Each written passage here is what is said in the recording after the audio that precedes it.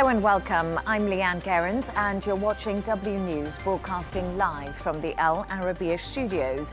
These are our top stories. US warships head towards the Middle East amid heightened tensions with Iran, but Trump's special envoy hopes for a diplomatic resolution. Meanwhile, the son of Iran's last Shah calls on the international community as he offers to lead a new Iranian government. In the US, President Trump threatens to send the troops into Minnesota following a week of anti-ICE protests. And forging a new alliance, Canada and China strengthen trading ties as Mark Carney visits Xi Jinping in Beijing.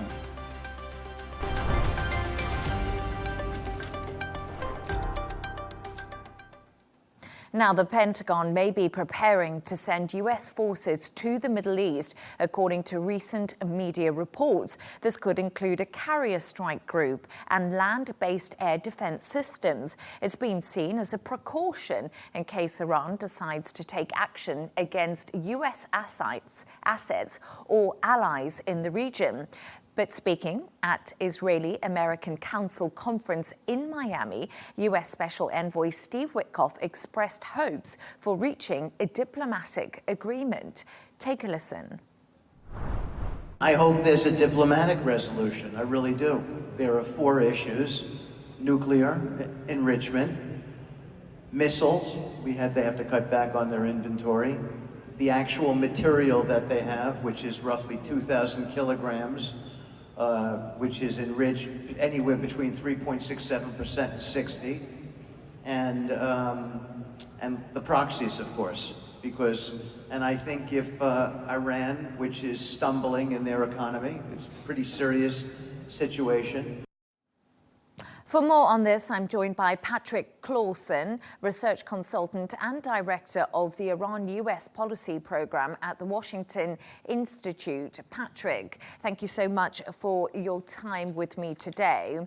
I just want to begin by asking, we just heard there from Steve Witkoff, but is it possible for the US to reach a diplomatic resolution with Iran? That would be very difficult. Because the Iranian authorities would have to make a substantial change in their positions, and they would be afraid that that looks like to them like they were giving in to Mr. Trump, which is something that Khamenei is allergic to. It would also require that Mr. Trump overcome his considerable distaste for what the Iranian government has done. Trump, earlier this week, ordered a cutoff in all discussions with the Iranians. And Trump is often personally very affected by videos and photos, and he has been very affected by the photos of all the body bags in Iran. So you say that Donald Trump has been affected by the pictures that have been coming out of Iran, but reports do suggest Israel's Prime Minister Benjamin Netanyahu asked President Trump to postpone an attack on Iran. Why has there been hesitation from both countries to confront Iran directly at this stage? Well, what would be accomplished? It's very hard to come up with a set of targets that could be struck in Iran that would have much impact on what the Iranian government would do. After all, those who are carrying out the repression are located in many different places throughout the country, and it'd be very hard to get to them. So it's hard to come up with a set of targets that would have an effect on the repression. It's much simpler to come up with a set of targets that would affect the nuclear program, the way in which Israel and the United States did last June. But hitting the repressive apparatus, that's a very hard thing to do. And let's talk a little bit about the nuclear program, because is the US administration able to use the current crisis in Iran as leverage to force the country back to the nuclear negotiating table? Well, Mr. Trump is somebody who is quite prepared to do deals, sometimes rather surprising ones, with people he dislikes. But he wants a deal. He doesn't want to return to the negotiating table. And Iran has a long history of trying to drag out negotiations for many months. And that's not something that Trump likes at all. So you think a possible deal could be on the horizon? Probably not, because this would require Khamenei to agree to suspend important parts of Iran's nuclear program. And Khamenei is somebody who thinks that making a deal like that puts Iran on a slippery slope towards having to make more and more concessions. And he is by no means convinced that the United States will change its hostility towards the Islamic Republic because of these concessions. So Khamenei is not happy with the idea of a deal. And Trump is insistent that if the pressure is going to be relieved on Iran, that there has to be a deal. Well, this is hard to reconcile. And we've just actually recently, in the last half an hour, heard from the son of Iran's late Shah, that's Reza Pahlavi, and he says the Islamic Republic will fall and he will return to Iran, reiterating his offer to lead a new Iranian government. Does he have the backing of President Donald Trump and the US government to make this move and for them to help him make it happen? Well, Mr. Trump would like to see some new leadership in Iran, but he's not going to, by any means, insist that it be Reza Pahlavi. And indeed, what we saw in Venezuela was Trump was prepared to just get rid of the top guy and then make a deal with the remnants of the old regime. And frankly, I think that Trump would be tempted to do the same in Iran if, as very unlikely to happen, Khamenei would be replaced by some others in his regime. And a commander in Iran's Islamic Revolutionary Guard says armed forces are on high alert following weeks of deadly protests. There appears to be a relative coolness on the streets now. Does this signal Iran's security services have crushed dissent? Well, they set it back. What we have seen in Iran the last few years is a cycle of more and more protests that get larger and larger and more extreme demands. And the Iranian government has not taken any actions to speak of to address the concerns of ordinary Iranians that led to the protests in the first place. Patrick Clawson, it was a pleasure to have you on the show. Thank you so much for your time with me today. Thank you. I mentioned it earlier, but the son of Iran's late Shah, Reza Pahlavi, has held a press conference in Washington as he offered to return to Iran and lead a new government. Take a listen. I reaffirm my lifelong pledge by stepping in to lead the movement that will take back our country from the anti-Iranian hostile force that occupies it and kills its children. I will return to Iran. I have a comprehensive plan for an orderly transition, which is ready to be implemented immediately. The Iranian people are taking decisive actions on the ground.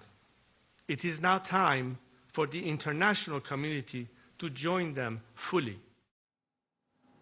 For more on this, I'm joined from the historian John Ghazvinian, and he is an Iranian US historian. Thank you so much for joining me. It's a pleasure to have you on, John. So, John, I just want to go to what we just heard from Reza Pahlavi. So he says he's confident the Islamic Republic would fall in the face of mass protests and is calling for intervention. He's pitched his plan to the world and says it's backed by business leaders.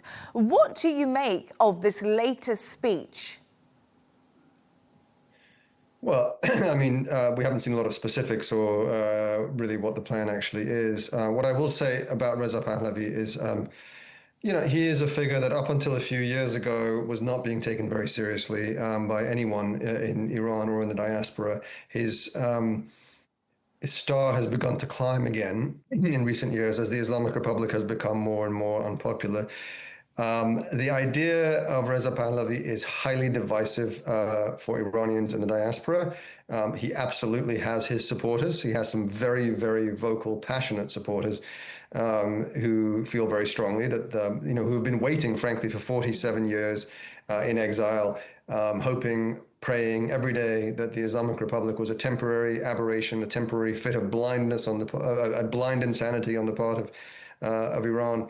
And that normal service will soon be resumed. Now, that's 47 years is a very long time to be holding on to that narrative. So you can understand why his supporters would feel so passionate about the idea that finally this man who left Iran as a boy, really as a 17-year-old, 18-year-old boy, and has been living in exile ever since in the United States, will finally, in his 50s, come back to power and claim his rightful throne as king of Iran. But there are also large numbers of Iranians who simply don't pay a lot of attention to Reza Pahlavi or consider him a serious contender.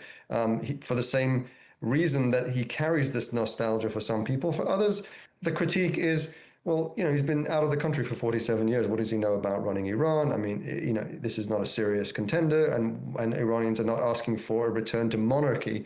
They're asking for freedom. They're asking for economic opportunities. They're asking for justice. They're asking for human rights. Many of them are asking for the end of the Islamic Republic. So this issue of Reza Pahlavi, is, depending on who you talk to, is either the determining factor and the only way forward, or it's a sideshow. And the fact is that the Iranian diaspora is pretty divided on this one. And John, I just want to say, in light of this speech, we've obviously heard from Reza Pahlavi today. We've seen the protests across Iran over the last couple of weeks. There's still an internet blackout in the country. In your opinion, are the Ayatollah's days in power now completely numbered, do you think? Is time running out? Well, the arc of history is long, and any regimes, in the long run, every regime's days are numbered. So it's not a question of if, it's a question of when. And that's true of any system of government anywhere. Now, the real question is, is this a regime that is in imminent danger of collapse? I don't think so, particularly based on what we've seen in the last few days. The regime seems to have, at least for now, gained the upper hand on the security front. I think it's no accident that the Trump administration also seems to be de-escalating its rhetoric of military action and so on. I think because it sees the reality on the ground in Iran. Iran today is a very different place from where it was even 4 or 5 days ago. This past weekend, you could have made, I think for a lot of people, there was a real opportunity that, to move in militarily, strike at the Islamic Republic at its very core and try to bring about regime change. But things have changed on the ground over the past few days. The protests have diminished. The regime seems to be at least somewhat in control of the security. And you're seeing the regime backpedaling as well, looking for opportunities for de-escalation. They said they were going to execute this one protester, and then they decided that they were going to suspend that execution. The Trump administration said they were going to hit Iran really hard if they harmed anyone on the street, and we saw pictures of large numbers of body bags, and they haven't hit Iran very hard yet, at least. So I think, given that we might be returning to a sort of homeostasis that existed before, potentially, this whole thing could sort of pass with both sides standing down a little bit. But the Pentagon is preparing to send additional US forces and assets to the Middle East. As we're speaking to each other right now, John, they're on the move, and this is all amid the rising tensions with Iran that you and I are just talking about. So are all options still on the table, as the White House has suggested? We're talking about them standing down. But do you think there is still something else that could happen and the protests could possibly reignite again in Iran? Absolutely. I mean, there are several different directions all of this could go. And one is that the United States, Donald Trump, is very, very serious about hitting Iran and hitting it very, very hard in a serious military operation. And that's what we're seeing the build up to. It's equally possible that this is a sort of demonstration of strength, while Donald Trump also looks for opportunities to negotiate with the regime, to get it to capitulate on certain areas. What was very interesting in the clip that you played from Stephen Witkoff a few minutes ago He mentioned 4 areas where he wants where they want to see Iran fundamentally, kind of give in on some of its red lines. And human rights wasn't one of those. It was all about the nuclear program and missiles and proxies, which I think is interesting, and stockpiles, right? So, that's a very different tune from the one Donald Trump was singing just a week ago when he said, if you harm Iranian protesters, we will hit you very hard. And sending messages to the protesters that help is on the way and all that kind of stuff. Very, very regime changey kind of language.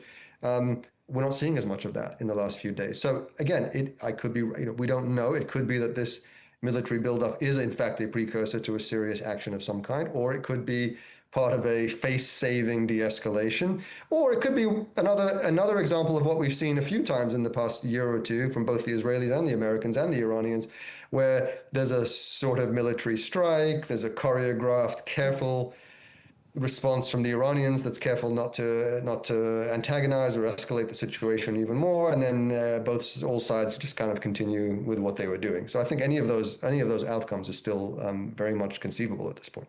I guess it's a wait-and-see moment. But, John, Iranian state media has reported more arrests are taking place in the country today after the government said hundreds of security personnel were killed by protesters. Is this just classic textbook rhetoric from the Islamic Republic? Well, again, I think, look, their initial response to this is one of the biggest challenges they've ever had. So their initial response was very, very forceful. They killed large numbers of people. I think, frankly, that scared large numbers of people into staying at home.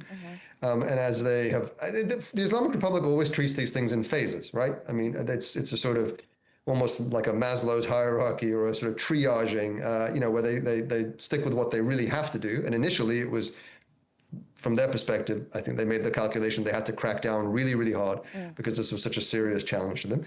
And once they started to get past that through that first phase, are now, taking a different set of strong actions and symbolic kind of flexing of muscle, but they're not shooting into crowds in the hundreds in the way that they were a few days ago. There aren't those same kinds of crowds as there were a few days ago. And I would not be, and what we're very likely to see over the next few weeks and months, if the situation stabilizes as it seems to be, it could very much go in a different direction. But if it continues to stabilize, we'll see probably the regime making certain kinds of tactical concessions as well. This is something they often do. They isolate the most hardcore and the more violent of the protesters. They put them on trial, they execute them, and then for everybody else, they try to offer some concessions that show, look, we're listening to your needs and your desires. That's been the pattern since at least 2009.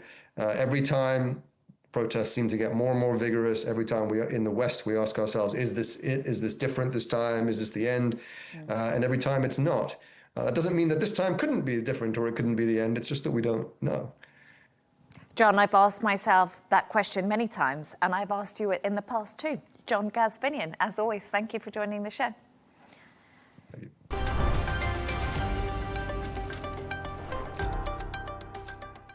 President Trump could invoke the Insurrection Act in order to ease unrest over ICE agents in Minnesota. Trump threatened to send in troops after another night of protests, following an incident where a man was shot in the leg by enforcement officers. Tensions have increased in the area following the fatality of local resident Renee Nicole Good, who was shot by an immigration agent last week. We can now speak to Errol Morkoç, a spokesperson for Republicans overseas. As always, Errol, thank you so much for joining me.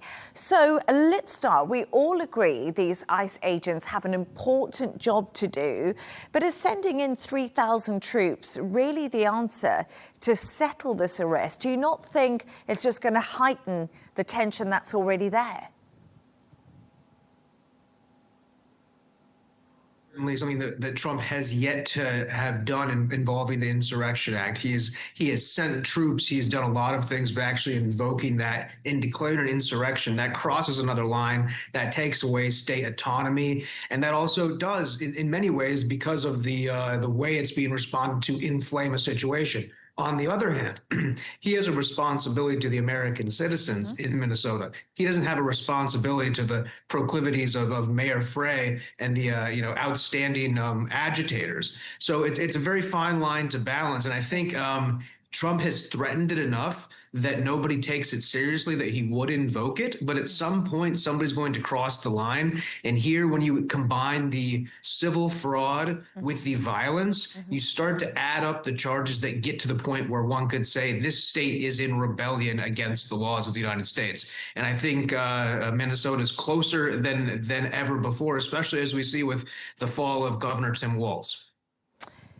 And we've recently read the 911 transcripts from the day Renee Nicole Good was shot and the chaos which ensued and led to those protests. Can you understand why people are angry and why are we seeing this on the streets of Minnesota? Yeah, absolutely. I completely understand it. And obviously, everybody's heart goes out to Miss Good and to her family. I mean, somebody who's lost their life in a civil situation is hardly anything anybody's pleased about. I would say that in my time in Berkeley, California, I noticed that people in the professional protesting world will go at great lengths to put themselves in a situation where they can create friction. And I remember going with a group of protesters after Trump won the election, and they stormed the highway, and one girl was hit by a car and nearly died. Now, in that situation, I remember thinking to myself, wow, this is a very extreme place to be as a student. But number two, who is at fault here? Is the fault with the student who stepped in the way of the car, who was hit on the highway? Is the fault with the driver who should have slowed down for the protest?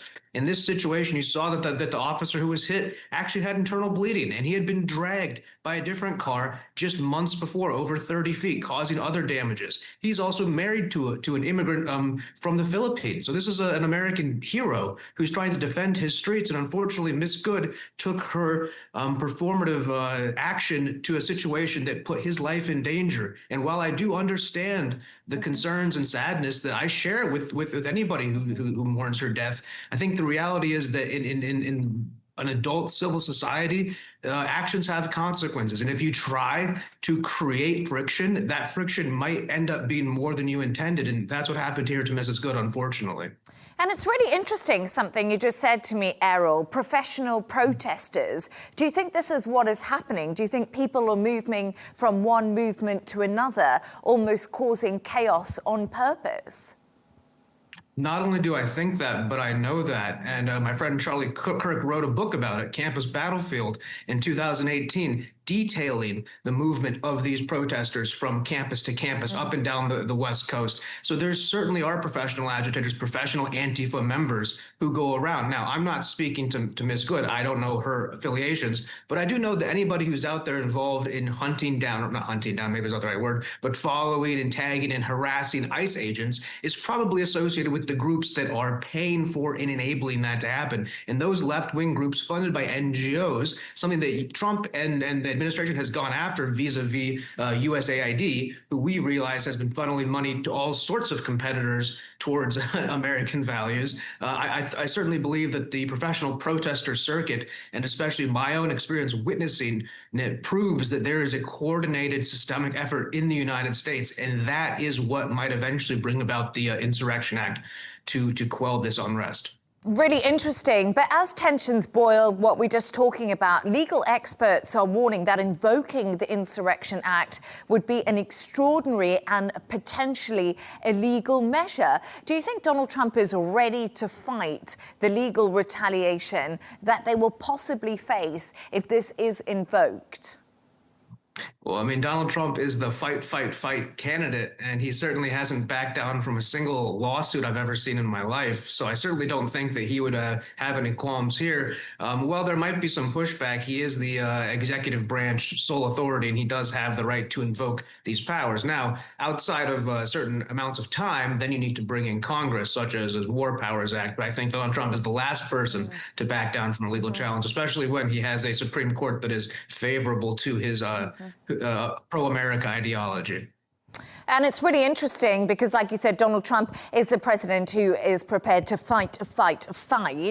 But another big question is the number of ICE agents has increased dramatically in the US. And that's really, Errol, as we know, to fight immigration and to cope with the demands and the quotas that Donald Trump wants to reach. And these people, these ICE agents, are apparently given just 47 days of training.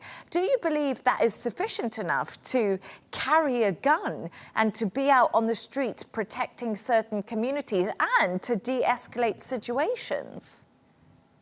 Well, the speed of training certainly varies based on the role inside of the organization. Obviously, there's desk work jobs and there's street jobs. Now, Americans who are trained with weapons naturally, we have the right to bear arms. Many of us are proficient with weapons. So if we're able to go and demonstrate we are already proficient, there's no reason the government needs to put you in remedial gun training if you're already there.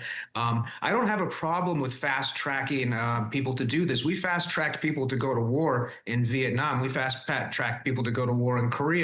We fast-track people all around the world. We stopped lost people and sent them to Fallujah, Iraq, to fight on moment's notice. So one thing Americans can do is rise to that challenge. And this is an invasion of our southern border, an invasion of the American way of life. And the brave men and women who've risen to that call to duty and have been ready to stand and defend the homeland should be anything but thanked for their short term of training, that they've been able to still go out there and return the numbers they have. And outside of this, as isolated incidents where they have been under fire, under duress, they have all performed admirably and courageously while being under enormous stress and enormous pressure. And I think it's just notable that how well they have done and how fast they responded speaks to that American can-do attitude and the way this administration has tackled everything from DOGE to changing the entire landscape of U.S. immigration policy. Errol Morkoç, as always, thank you so much for joining me. Thank you for having me. Of course.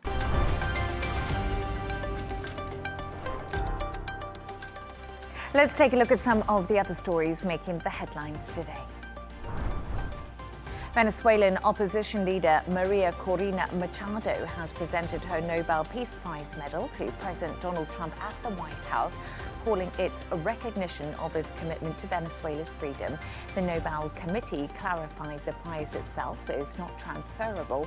Machado praised the gesture as a symbol of U.S.-Venezuela brotherhood in the fight against tyranny. Trump called the meeting a great honor, but has not endorsed her as Venezuela's leader.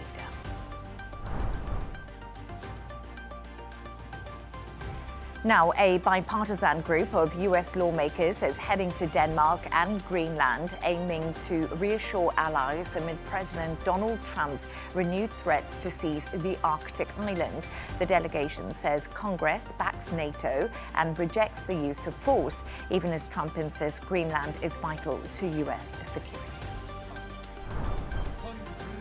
South Korea's former president Yoon Suk-yeol has been sentenced to 5 years in prison for abuse of power and falsifying documents over his failed 2024 martial law attempt. The decree sparked nationwide protests, and the judge said Yoon showed no remorse. This is the first of 4 trials linked to the move, with the most serious charge of insurrection still pending. And Australia's east is on alert after flash floods in Victoria swept cars into the sea. Heavy rain has forced hundreds to flee, cut off the Great Ocean Road and injured a child. The flooding comes as the state battles major bushfires, with authorities urging people to stay prepared.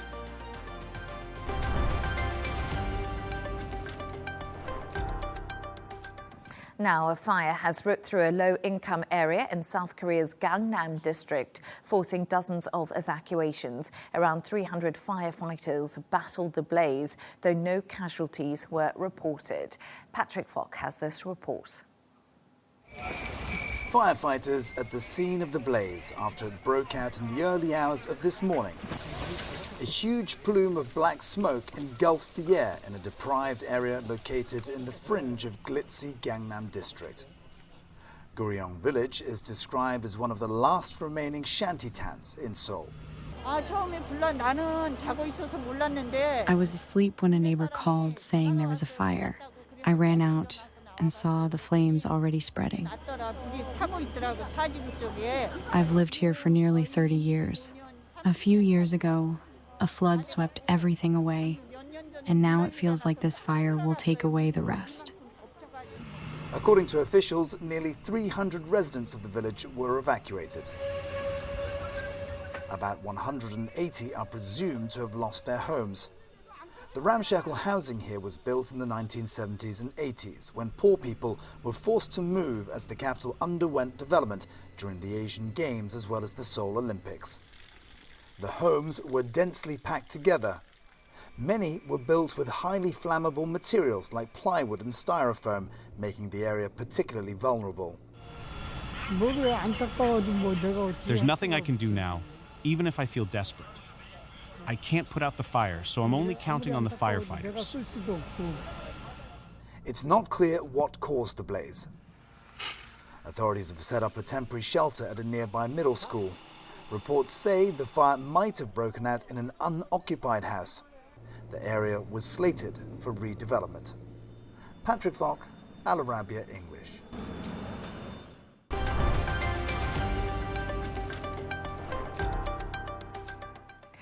Canada and China have announced a new strategic partnership after Canadian Prime Minister Mark Carney met Chinese leader Xi Jinping in Beijing. The two leaders have agreed that China will lower tariffs on Canadian rapeseed. Meanwhile, Canada will allow 49,000 Chinese EVs into its market. It comes after almost a decade of strained ties between the two countries. Speaking earlier, Carney said the ties with China were more predictable than with the US. Take a listen. Our relationship, the one comparison I will give you with the United States, our relationship, this is no insight, is much more multifaceted, much deeper, much broader than it is with China. But yes, in terms of the way that our relationship has progressed in recent months with China, it is more predictable, and you see results coming from that. I'm now joined in the studio by Derek Grossman, Professor of International Relations at the University of Southern California. Derek, what a pleasure to have you in the studio with me. Thank you so much. It's great to be here. Thank you. Great to have you too. So we just heard from Mark Carney there, and China and Canada have agreed to properly resolve economic and trade concerns after years of strained relations. Why have both countries decided to pursue this avenue now? Well, the obvious answer is that relations between the U.S. and Canada are very strained right now. When I listen to the Prime Minister speak about Canada's relationship with China, he's saying it's more predictable. Essentially, it's more stable than Canada's relationship with the United States. And of course, President Trump has called Canada the 51st state. He has been quite derogatory toward our good friend in the north, and that's now resulting in this strategic shift in Canadian thinking. This is the first time a Canadian Prime Minister has visited China since 2017. Now, it may have happened regardless, right? But I think the language we're hearing from the Prime Minister is certainly aimed at the White House and at Washington. And it's so interesting because we talk about Donald Trump and we talk about the tariffs that have been put on Canada and how strained that relationship has become, even though they just literally over the border and they're the biggest trading partner, if we think about it. But US tariffs have hit both the Canadian and Chinese economy. As you said to me, Mark Carney, the first Canadian to visit Beijing, Prime Minister since 2017. That's a really long time. Is this Canada showing the US, listen, Donald Trump, you might have put tariffs on us, but we've got options? Absolutely. And I mean, that is frankly the name of the game in the international system.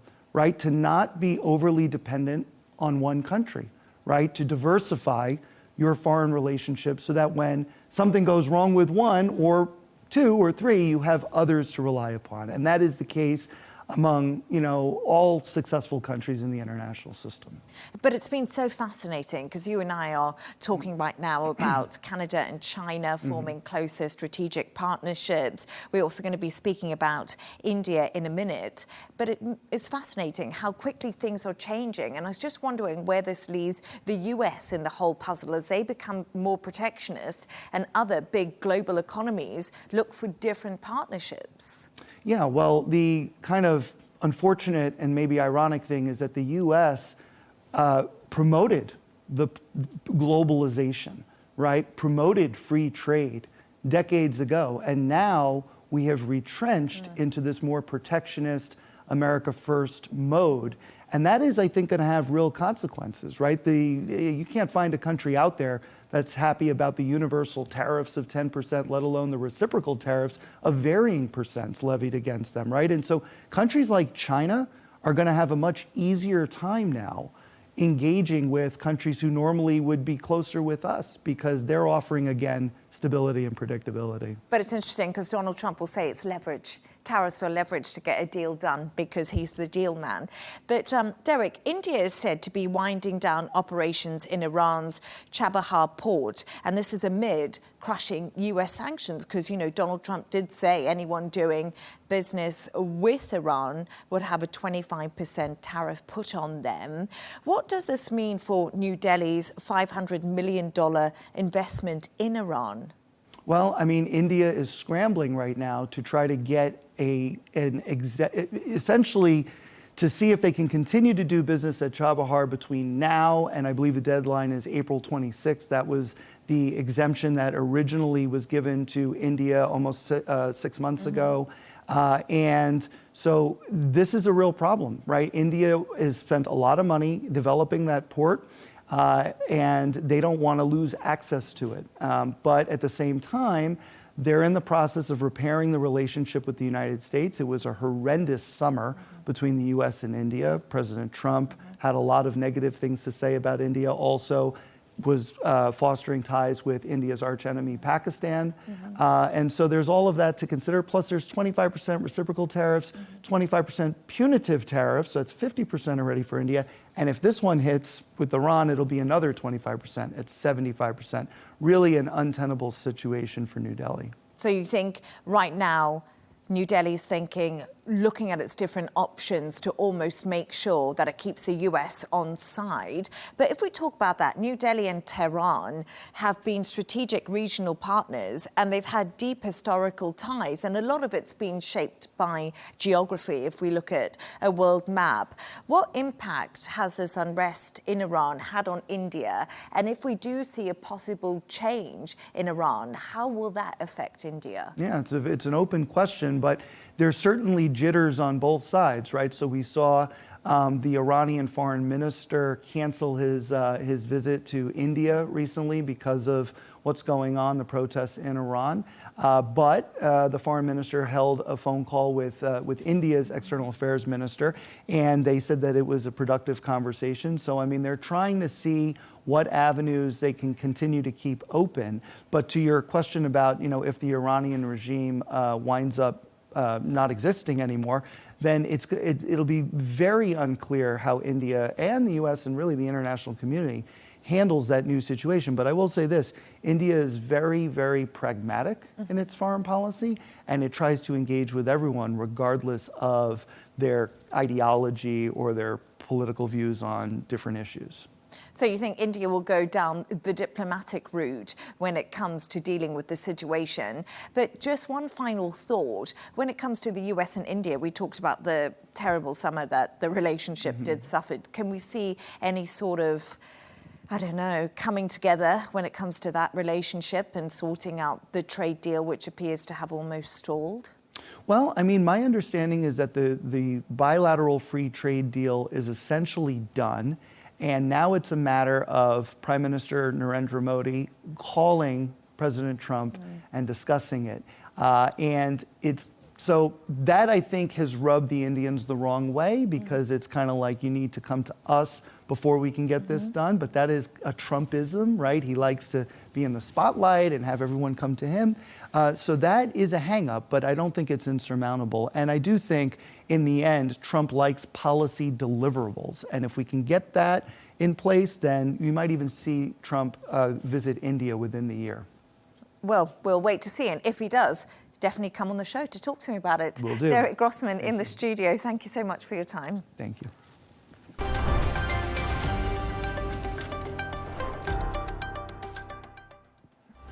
A reminder of our top stories.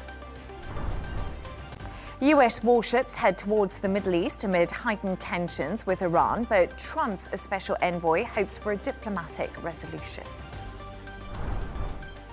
Meanwhile, the son of Iran's last Shah calls on the international community as he offers to lead a new Iranian government. In the US, President Trump threatens to send the troops into Minnesota following a week of anti-ICE protests. And forging a new alliance, Canada and China strengthen ties as Mark Carney visits Xi Jinping in Beijing. And that's all from us on W News. Don't forget to subscribe to our YouTube channel. Of course, follow us on X. Goodbye, happy Friday, and thank you for tuning in.